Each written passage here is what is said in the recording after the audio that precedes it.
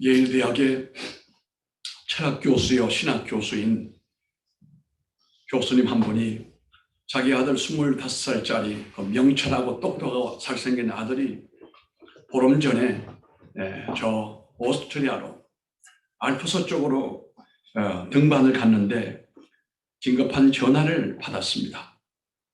그 전화 내용은 아들이 추락사로 지금 그렇게 됐노라고. 추락사로 생명을 잃었다는 거예요. 그래서 이 노 교수가 만사를 버리고 오스트리아로 가는 비행기를 탔습니다. 비행기가 이륙하면서부터 착륙할 때까지 그 긴 시간에 창밖을 계속 주시하면서 깊은 시름에 잠긴 채로 가고 있었습니다. 비행기가 오스트리아의 산악을 넘어가는데 그 비행기가 산악을 높은 데를 지나가면 비행기도 흔들리고 하거든요. 그 산악을 밑으로 바라볼 때 눈물이 흘러 울고 있었습니다. 그는 이제 한 통의 국제 전화 받고 거리로 가는 가운데 그가 모든 강연과 강의와 모든 것을 다 뒤로 하고 이제 아들을 찾으러 이제 그곳으로 가는 가운데 있었던 겁니다. 그 긴 시간 동안 한숨 잠도 자지도 못하고 아무것도 입에 대지 못하고 피곤도 느끼지 못하고 배고픔도 느끼지를 못했습니다. 그렇게 건강하고 영리하던 아들이 그렇게 됐다고 하니까 가슴이 미어지는 듯하고 도무지 믿어지지 않는 슬픔에 흐르는 눈물을 주체할 수가 없어서 그냥 그렇게 밤새도록 울고 왔습니다. 아들의 시신을 거두기 위해서 가는 이 길이 이 아버지로서는 너무도 고통스러웠습니다. 아들이 죽은 장소를 찾아가는 아버지의 걸음에는 무거운 슬픔과 그림자가 드리워져 있고 그 걸음에는 아무런 희망도 없고 미어져가는 가슴뿐이었습니다.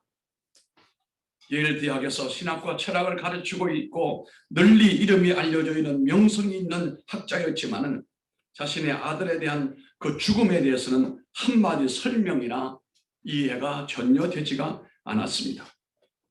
그 누구도 이 학자를 위로해 주지를 못했습니다. 사랑하는 아들을 잃어버린 슬픔을 그 무엇으로도 위로를 받지를 못하고 있는 채로 이 가슴이 찢어질 듯한 아픔과 쓰라림 속에서 절망감에 짓눌려 이 아버지는 아들을 찾아가고 있었습니다. 불과 나이가 25밖에 되지 않는 사랑하는 아들의 죽음을 그렇게 맞이하고 애통했습니다. 우리가 잘 아는 것처럼 예수님도 33세 말로 할 수 없는 시련과 역경과 고난을 당하시고 갈보리 위에서 거기서 외마디 다 이루셨다 하시고 운명을 하신 겁니다. 예수님이 운명하신 후에 여러 사람들의 얘기는 가능합니다만 그중에 막달라 마리아라고 하는 여인의 얘기를 오늘 우리가 심도 있게 살펴보기를 원합니다. 누구보다도 이 막달라 마리아라고 하는 여인은 예수님이 살아계실 때 그의 발에 옥합을 깨뜨려 향유를 붓고 머리털로 닦을 때 옆에 지켜보고 있던 가룟 유다가 엄청 나무래죠. 이걸 팔아가지고 가난한 사람을 도와주게 되면 얼마나 많은 사람을 도울 수가 있는데 왜 허비하느냐라고 했습니다. 이때 예수님이 이 여인을 그렇게 하지 말아라. 허비하는 것이 아니고 내 장래를 기념하는 것이다 라고 말했습니다. 그 누구도 모르는 주님의 십자가의 길을 이 마리아는 알았기 때문에 준비했던 향유를 주님의 발에 붓고 주님의 죽으심을 기념했다는 그런 얘기입니다. 그런데 주님이 십자가에 달려 죽으실 때도 이 마리아는 가슴이 찢어질 정도로 고통스러웠습니다. 그리고 이제 하룻밤이 지났습니다. 6월절이 되면은 그들은 죽은 자의 시신을 만질 수가 없습니다. 죽은 자의 부정한 손길 만지는 것은 부정한 것이기 때문에 유월절에는 절대로 시신을 만질 수가 없습니다. 그런데 유월절이 지나고 난 다음에 첫 시간은 오늘 우리가 말하는 주일이요, 우리가 말하는 월요일입니다. 주일입니다. 그래 그 유월절이 지나고 난 다음 주일 새벽에 일찍이 이 여인이 그 주님이 십자가에 죽으시고 무덤에 갇힌 것을 알고 있는 이 마리아가 그 주님의 그 시신에 한 번 더 이 향유를 부어드리고 그 주님의 죽으심을 한 번 더 확인하기 위해서 안식 후 첫날 지금 주일 새벽을 말합니다. 새벽에 향품을 가지고 무덤에 올라가고 있습니다. 이 마리아, 연약한 마리아가 무덤을 혼자 올라간단 말입니다. 비참하게 돌아가신 예수님께 한 번 더 향유를 부어드리기 위해서 이렇게 기름을 준비해서 올라가고 있습니다. 이 마리아는 주님으로부터 많은 사랑을 받았습니다. 이 마리아는 본래 그 속에 귀신이 들려가지고 고통을 당했는데 예수님으로부터 치유함을 받은 그런 여인이었습니다. 자기가 병으로부터 노임을 받고 귀신으로부터 노임을 받은 것도 감사하지만 그 주님을 따라다니면서 보고 듣고 배운 그 하늘의 신령한 말씀에 너무도 깊이 이끌림을 받았던 것이었습니다. 이 여인이 새벽에 주님의 무덤을 찾아 나서는 이 여인의 모습은 참으로 어찌 보면 아름다운 신앙인의 모습임에 틀림이 없습니다. 홀로 그 무덤으로 올라가는 길이 얼마나 무섭겠습니까? 또 로마 군병들이 자신을 어떻게 대하는지도 모릅니다. 일말 두려움도 밀려오고 있습니다. 그러나 주님에 대한 사랑으로 이 모든 것을 다 극복을 했습니다. 단 한 번만이라도 내가 사랑하는 주님을 뵙고 할 수만 있으면 이 향유를 그 몸에 좀 부어드리고 싶었던 그 마음 하나밖에는 없었습니다. 이렇게 위험을 무릅쓰고 새벽 일찍 세상이 고요한 시간에 주님의 시신을 향하여 무덤으로 올라가는 이 여인에게 하나님은 어떻게 다가왔습니까? 항상 하나님은, 기독교의 하나님은 사모하는 자에게 임하시는 하나님이십니다. 아멘. 물론 아무런 조건 없이 임하시는 분이지만 2차적인 하나님의 임하심이라고 하는 것은 그가 어떤 마음과 열정으로 하나님께로 향하느냐에 달려서 하나님도 그에게 임하시게 되어 있는 것입니다. 돌부처처럼 아무리 뭐라고 기도하고 부르짖어도 응답이 없는 것이 아니라 우리 하나님은 우리가 하나님께로 나가는 방식과 그 내용과 모습에 따라서 하나님은 일정한 모습으로 반응하시는 하나님이십니다. 하나님은 이러한 아름다운 신앙을 가지고 이 새벽에 공동묘지로 이 위험을 무릅쓰고 올라가는 이 여인에게 엄청난 일을 준비해 놓고 계셨습니다.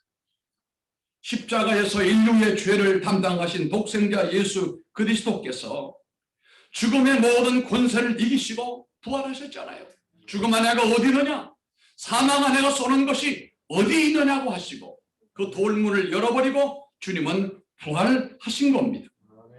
주님을 향한 간절한 사랑을 가지고 위험을 무릅쓰고 그곳을 올라온 이 마리아 여인에게 최초로 그 부활의 소식을 전해주셨습니다. 부활하신 주님을 가장 먼저 만나게 되는 축복을 받게끔 하셨다 이 말입니다. 그 위험을 무릅쓰고 그 누구도 용기를 낼 수가 없었던 때에 사랑하는 제자들마저도 다 숨어버리고 아무도 없는 가운데 새벽에 일찍 일어나 주께로 올라온 이 여인에게 대한 하나님의 보상은 너무도 컸습니다. 그렇습니다. 사랑하는 사람들, 주님을 뜨겁게 사랑하는 사람들, 주님을 사랑하기에 주님이 사랑하는 것들을, 교회를 사랑하고 주님이 사랑하시는 영혼을 사랑하는 사람들, 그들은 말입니다. 주님을 만나게 되는 축복과 함께 하나님의 놀라운 세계를 경험하게 하는 복을 누리게 될 줄로 믿습니다. 이른 아침 새벽 무덤을 찾는 이 여인의 모습은 이렇게 아름다운 신앙의 모습을 담고 있는 것이라고 볼 수가 있습니다. 아무도 일어나지 않는 그 어두운 새벽에 그들은 주님의 무덤을 찾아가는 신앙적인 열정을 안고 있었습니다. 거기에 따라오는 불안과 두려움과 염려는 아무것도 아니었습니다.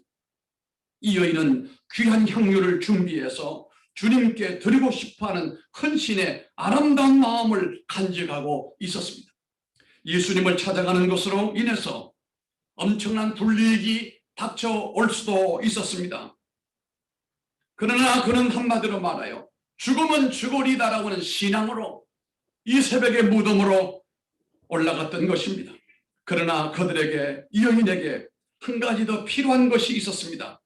그것은 바로 주님이 그에게 정령 주시려고 하시는 바로 부활의 신앙이었습니다. 이렇게 새벽에 무덤으로 올라가는 가운데 있을지라도 이것은 주님을 향한 사랑이요, 주님을 향한 헌신이었습니다. 그러나 아직은 여인에게 부활 신앙은 없었습니다. 주님이 그 여인에게 바로 그 부활 신앙을 그에게 주시려 하신 겁니다. 주님의 부활을 믿었기에 무덤을 찾았던 것도 아니었어요. 부활하신 주님을 만나기 위해서 가는 걸음은 더더욱이 아니었습니다. 내가 산에 올라간다고 해서 무덤에서 예수님이 살아나서 나를 영접하리라고는 꿈에도 생각지 않았습니다.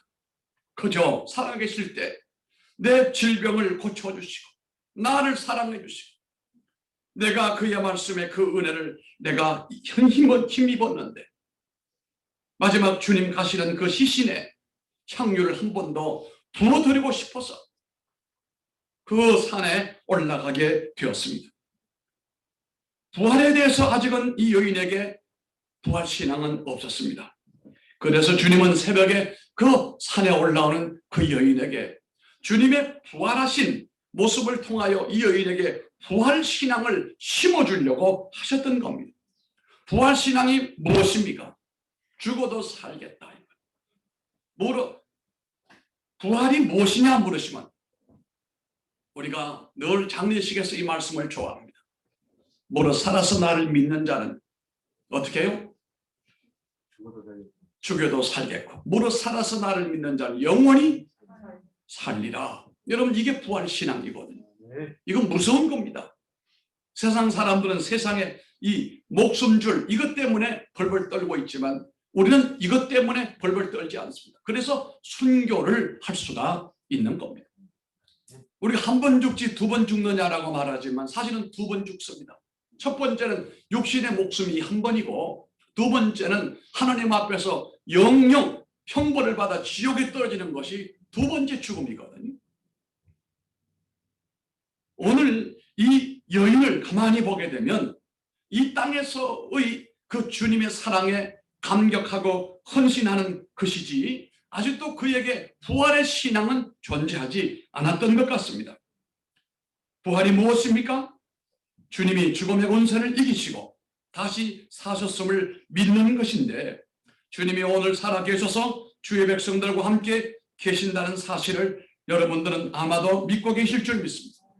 고린도전서 15장에 보면은 부활의 주님의 부활하심과 같이 주 안에서 죽은 자도 다시 부활하게 하실 것이다. 이것을 믿느냐? 이것이 부활신앙이다. 그렇게 말씀하지 않았습니까? 우리가 하나님의 사랑을 새롭게 느끼면서 그는 비로소 하나님의 부활신앙을 경험하게 되었는데 그 모든 슬픔을 이길 수 있는 것도 그 모든 고난도 이길 수 있는 것도 따지고 보면 부활신앙인 것입니다. 어떤 열악한 환경 가운데 있을지라도 거기에 뿌리 내리고 꽃을 피우는 것이 기독교요 크리스천들이다 이 말입니다.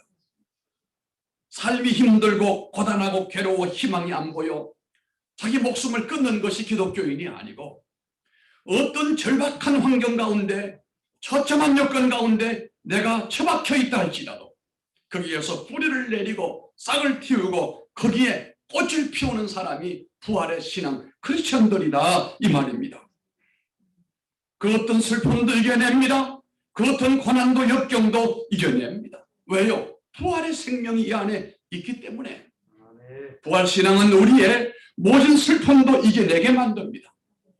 부활은 고통스러운 삶 속에서도 하나님을 발견할 수가 있고 하나님의 도우심을 손길을 만나게 해주는 능력이 되는 것도 부활신앙입니다. 부활은 믿어도 되고 믿지 않아도 되는 것이 아니라 우리 그리스도인들에게 있어서 절대적으로 필요한 것이 바로 부활의 생명입니다. 아멘. 넘어져도 일어납니다. 거꾸로 매달려도 죽지 않습니다. 아멘. 어떤 경우일지라도 그들은 살아서 하나님 앞에 영광을 돌리는 존재가 된다는 사실입니다. 아멘. 주님을 사랑하였기에 신앙이 열심히 있었기에 이 새벽에 무덤을 찾아온 이 여인에게 있어서 가장 중요한 것이 있다고 한다면 바로 부활 신앙이었습니다. 아멘. 여기 십자가 오늘 본문에 나옵니다. 십자가는 우리에게 구원의 감격과 하나님의 사랑에 대한 감격을 늘 샘솟게 만들어주는 것이기 때문에 우리 각자가 늘 내 십자가를 짊어져야 한다는 사실입니다. 그러나 주님의 부활이 없다면 우리의 고난도 우리의 역경도 이거 완성된 것이 아닙니다. 그래서 혹자는 말합니다. 부활주일은 복음의 절정체다. 왜냐하면 주님이 다시 오심으로 주님이 다시 사심으로 죽음의 권세를 이기고 사단의 권세를 깨뜨리시고 승리하셨기 때문입니다. 부활하셨다는 말은 사단의 권세를 깨부신 겁니다. 아멘. 사단의 머리를 짓밟아 버린 겁니다. 주님의 승리를 믿는 사람들, 죽어도 부활 신앙을 가진 사람들은 오늘도 승리의 삶을 살 수가 있습니다. 그래서 주님은 부활의 아침에 제일 먼저 부활의 현장을 찾아온 이 여인에게 부활 신앙을 심어주시기 위하여 누구를 준비시켰습니까? 천사 둘을 준비를 시켰습니다. 그리고 그들의 무덤을 찾는 신앙을 부활 신앙으로 바꿔 놓았습니다. 여인들이 무덤에 가까이 왔을 때 지진이 막 일어납니다. 흰옷을 입은 천사들이 하늘에서부터 내려옵니다. 무덤을 막고 있던 돌이 굴러가는 장면을 목도하게 되었습니다. 찾아온 그들에게 천사들이 했던 첫 마디가 무엇입니까? 한번 따라하시기 바랍니다. 그는 여기 계시지 아니하니라. 아멘. 이것은 무엇을 얘기하는 겁니까? 부활절의 첫 번째 메시지를 핵심적으로 말한 겁니다. 그는 여기 계시지 않다. 그의 말씀하시던 대로 다시 살아나셨느니라 그랬습니다. 천사가 말했습니다. 주님을 사랑하여 무덤을 찾아왔지만 그들은 주님을 만날 수가 없었고 주님께서 주님께 향유를 부어드리기 위해 무덤을 찾아왔지만 그들은 주님을 만날 수가 없었습니다. 무서움도 떨쳐버리고 가슴 조이며 공동묘지를 찾아왔지만 주님은 볼 수가 없었습니다. 왜냐하면 주님은 거기 계시지 않기 때문입니다. 그분은 다시 살아나셔 부활하신 주님으로서 죽은 자들 가운데 더 이상 거기에서 찾을 수가 없었습니다. 그런가 하면 천사들은 그들의 부활 신앙을 일깨우기 위해서 이 여인들을 이끌어 빈 무덤으로 확인시켜 주었습니다. 이 땅의 모든 종교들은 묘지가 대단히 화려합니다. 여러분, 왕들의 묘지는 보통 사람보다 더 화려한 규모를 자랑하고 있습니다. 신라에 가보게 되면 지금 경주입니다. 그 왕족들의 무덤이 산처럼 크게 만들어 놓고 있습니다. 교주들의 무덤은 어마어마합니다. 북한에도 김일성 교주의 무덤은 금수산에 지금도 방부제를 1년에 수십억을 집어넣으면서 방부제를 써가면서도 유리관 안에 보관하고 있고 그 아들도 그렇게 보관하고 있습니다. 그 뭔 소용이 있습니까? 교주들은 또한 왕들은 자신들의 무덤을 죽은 후에도 그 권위를 자랑하려고 크게 만들어 놓고 있거든요. 그러나 예수님의 무덤은 여러분 가보십시오. 텅텅 비어 있습니다. 천사가 말했습니다. 예수님은 여기 없느니라. 부활하였느니라. 예수님의 무덤은 존재하지 않아요. 세상의 이 교주들을 보면은 두 가지, 하나는 하지 않아요. 그게 뭐냐면 죄 얘기를 하지 않아요. 오직 교회만, 예수님만 죄를 얘기를 합니다. 그러나 교주들은 죄 얘기하지 않아요. 왜 그런지 아십니까? 자기들이 죄인이니까 죄 얘기를 못하지요. 예수님만이 죄 없는 하나님이시고 죄 없는 참 사람이니까 죄를 얘기했고 죄를 위해서 대신 십자가에 죽으신 겁니다. 예수님의 무덤은 지금도 가서 보면 텅텅 비어 있습니다. 이 땅의 모든 종교 교주들의 무덤이 어마어마하게 한 것과 비교하여 예수님의 무덤은 너무도 비교적으로 아무것도 없습니다. 그들 교주의 묘가 너무너무 화려한 반면에 예수님의 묘는 아무것도 없습니다. 기독교는 무덤을 자랑하지 않습니다. 그러므로 우리가 세상을 떠나고 난 다음에도 여러분 무덤 자랑하지 마세요. 무덤 크게 만들지 말기를 바랍니다. 무슨 무덤에 비석에 복잡한 얘기하지 말라요. 아니 무덤을 어찌 보면은 우리는 크게 만들지도 않고 아주 뭐 작게 만들고 초라하게 만들어도 상관없습니다. 기독교는 부활의 종교이기 때문에 무덤이 필요하지 않습니다. 생명의 종교이기 때문에 무덤이 별로 중요하지 않습니다. 죽음은 끝을 의미하는 것인데요. 죽음에는 희망이 있을 수가 없잖아요.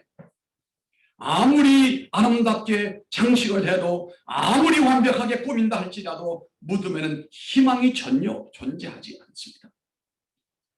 거기에는 생명도 없고 소망도 없습니다. 거기에 영원히 있을 수가 없고 영생이 있을 수도 없습니다. 그러나 우리 주님은 부활하심으로 다시 사심으로 우리에게 영원한 소망을 주시지 무덤을 주지를 않았습니다. 사람들은 믿기 어려워합니다.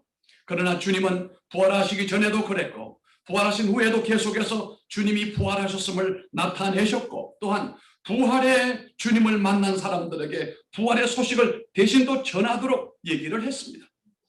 그러나 여인들이 이 천사들을 통해서 부활의 소식을 처음 들었을 때 이 여인들도 너무 무서워 떨었다고 그랬습니다. 너무도 상상 이상의 말을 들었을 때 떨었다 이 말이에요. 그 사실을 믿지를 못했습니다. 이 여인들의 얘기는 사복음서에 다 기록이 되어 있습니다. 요한복음의 기록에 의하면 마리아는 누가 주님의 시신을 훔쳐간 것으로 알고 울었다라고 말했거든요. 나중에 그 여인들을 통해서 부활의 소식을 전해드는 제자들도 믿지를 못했다고 했습니다. 그들의 지식을 초월하는 사건이기 때문에 너무 엄청난 사건이기 때문에 부활이라고 하는 것을 받아들이지를 못했어요. 그들의 경험을 초월한 사건이기 때문에 그렇습니다. 자기의 아주 작은 머리로 이해되지 않는다고 해서 하나님의 세계를 믿지 않으려고 한다는 것은 참으로 어리석은 일인 것입니다. 천사들을 통해서 마침내 마리아는 부활의 소식을 전해 들었습니다. 이 마음속에 부활의 이 믿음이 생기기 시작을 했습니다. 그리고 빈 무덤을 보여주셨어요. 온전히 부활 신앙을 가진 것은 아니지만 그들은 적어도 주님의 부활을 확신하게 된 겁니다. 천사들을 통해서 들려주시는 그 말씀을 통해서 그 여인들은 주님의 부활을 믿게 된다는 것입니다. 이제 부활 신앙을 가진 사람들에게 의무는 무엇일까요? 천사가 말했습니다. 빨리 가서 이 소식을 전하라 그랬습니다. 이 여인이 그 놀라운 사실을 사명으로 여기고 이 신성한 사명, 부활의 첫 소식을 전하려고 하는 일념으로 이 여인들은 내리막길을 힘차게 달려갔습니다. 그리고 제자들이 모여있는 그 집으로 뛰어 들어갔습니다. 그들에게서 주님의 부활의 소식을 얘기를 했지만 그들은 받아들이지 않았습니다. 그중에 베드로 한 사람만이 반신반의하면서 그 말을 마음에 받아들였던 것으로 보게 됩니다. 그리고 그 제자들이 저 갈릴리로 가지 않았습니까? 주님이 갈릴리로 또 따라갑니다. 자, 부활의 소식, 주님의 완성된 구원의 소식을 전하기 위해 달려가는 여인들의 모습이 우리의 모습이 되기를 바랍니다. 우리는 직업을 통하여 우리의 어떤 모습을 통해서든지 누구에게든지 이 부활의 소식을 전하러 가는 사람이 되기를 바랍니다. 부활을 확인하게 된 것은 빈 무덤을 보는 것보다도 천사를 만나는 것보다도 또 확실한 방법은 다시 사신 주님을 만나 뵙는 것이었습니다. 그러나 무덤에 찾아간 여인들은 부활하신 주님을 만나 뵐 수는 없었습니다. 천사들을 통해서 얘기만 들었습니다. 그러나 그들은 부활 소식을 전하기 위해서 달려가기 시작을 했습니다. 이것이 부활의 신앙을 가진 사람들의 미션이요 사명이다, 그렇게 얘기할 수가 있습니다. 여러분, 부활은 실험을 통해서 증명되지 않습니다. 부활은 과학적으로 절대로 증명될 수가 없습니다. 논리를 통해서도 절대로 해석할 수가 없습니다. 그러나 말씀이 그렇게 말씀하시니 그대로 믿고 주님께서 내게 맡겨주신 사명을 감당하기 위해서 달려가는 그곳에 주님의 놀라운 역사가 있을 줄로 믿습니다. 주님이 원하시는 일을 위해서 시간을 들이고 물질을 들이고 몸을 들이고 땀 흘리는 바로 그 달려가는 그 자리에서 우리는 살아계신 주님을 얼마든지 만나볼 수가 있는 것입니다. 그렇게 달려가는 그곳에 주님도 함께 달리고 계십니다. 임마누엘 하고 계실 줄로 믿으시길 바랍니다. 부활신앙 이후에 우리가 수고하며 애쓰며 노력하며 그 모든 그곳에 주님이 함께 하신다는 사실입니다. 볼지어다 내가 세상 끝날까지 항상 너희와 함께 있으리라. 아멘. 주님이 말씀하신 이 복음의 말씀을 가지고 우리도 달려가는 삶을 살아가야 될 줄로 믿습니다. 오늘 말씀을 마무리하려고 합니다. 이 부활신앙이라고 하는 건 참으로 놀랍습니다. 부활신앙이 떨어지는 가정이 부활하게 합니다. 부활신앙이 떨어지는 사회와 나라는 부활하게 됩니다. 우리가 제물포의 이 부활절 아침에 언더우드와 아펜젤러라고 하는 젊은 20대 선교사가 처음으로 이 땅에 발걸음을 딛는 순간이었습니다. 그때 이 땅에는 온갖 질병과 부조리와 희망과 소망이 없는 가운데 절망 중에 캄캄한 조선 땅이었습니다. 그런 새벽에, 부활절 새벽에 두 젊은 선교사가 발을 딛는 순간에 그들은 복음만 우리에게 전한 것이 아니었어요. 이 땅에 하나님의 부활의 생명을 심었어요. 그래서 오늘 이 땅이 이렇게 흥하고 부흥하게 된 줄로 믿으시면 아멘 하십시오. 다른 이유로는 우리가 이 세계 10대 경제 대국이 된 것을 설명할 방법이 없어요. 우리가 지하자원이 있습니까? 기름 한 방울이 납니까? 우리가 세계 여러 나라에 비교해서 뛰어날 만한 것이 없어요. 우리가. 그럼에도 불구하고 이 조그만 한반도, 이 분단된 나라에 이렇게 부흥한 역사가 일어난다는 것은 이건 기적 아닙니까? 기적이잖아요. 무엇이 기적을 일으켰느냐? 답이 없어요. 그러나 우리가 볼 때는 부활의 생명입니다. 부활의 생명이 이 땅을 이렇게 불강하게 만들고 다른 정신을 가지고 기독교적인 복음의 방향으로만 나가게 되면 나는 볼 때 10위가 아니라 1등도 가능하다고 봅니다. 하나님이 이 민족을 하도 불쌍히 보시고 가난과 질병에 찌들려 인간다운 모습이 전혀 상실되어 있는 이 땅에 복음이 왔을 때 그래도 조선의 이 민족들은 복음을 받아들였어요. 우리 선조들이 핍박을 받으면서도 이 복음을 받아들일 때에 여명이 찾아오게 되고 부활의 꽃이 이렇게 피고 생명나무에 열매가 맺히는 역사가 일어나게 된 줄로 믿습니다. 원래 2021년에 다시 이 땅에 부활의 생명이 바로 역사됨으로써 이 극렬한 우파와 좌파가 사라져야 돼. 우리 동기들 방에 이 총신 신대원 출신들의 그 방에 맨날 싸움이 벌어져요. 근데 내가 오늘 아침에 그랬어요. 제발 이 방에는 좌파도 사라지고 우파도 사라져라. 쪽파도 사라지고 대파도 사라지고 예수파만 남아라. 극렬한 우파도 사라져야 돼. 태극기 들고 흔드는 사람들. 입만 열면 북한 편 들고 중국 편 들고 좌파도 사라져야 돼요. 정말 이 나라를 사랑하고 이 나라를 위하여 수고하고 하나님을 사랑하고 하나님을 섬길 수 있는 정천애린의 정신을 가진 사람이라고 한다면 이 한반도, 이 나라는 희망이 있습니다. 왜요? 부활의 생명이 있기 때문에 그렇습니다. 기도하겠습니다. 존귀하신 아버지 하나님, 은혜와 사랑을 진심으로 감사드립니다. 2021년에 이 땅에 여전히 코로나로 인하여 어두움으로 눌려있고 희망과 소망이 없는 가운데 있습니다. 지금 두 곳에 시장 선거와 더불어 지자체 여러 군데서 선거가 일어나고 있는데 아우성입니다. 하나님, 이것이 문제가 아니고 하나님을 등지고 하나님을 잃어버린 이것이 문제인 줄로 믿습니다.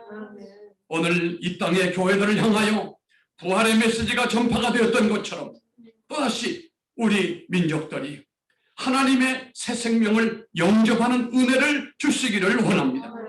지금 특별히 동산교회가 돌고 돌아 이곳에 머무르고 있습니다.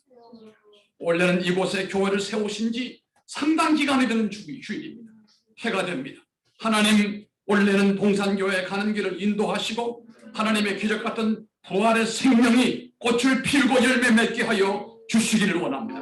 우리 성도들의 삶에도 그와 같은 역사들이 일어나기를 원합니다. 질병도 떠나가고 가난도 떠나가고 여러 가지 어두움과 질병도 다 사라져버리게 하시고 하나님의 은혜 가운데 참된 하늘의 평강을 누릴 수 있는 동산의 성도들, 동산교회가 되게 하시고 이 지역이 되게 하여 주옵소서.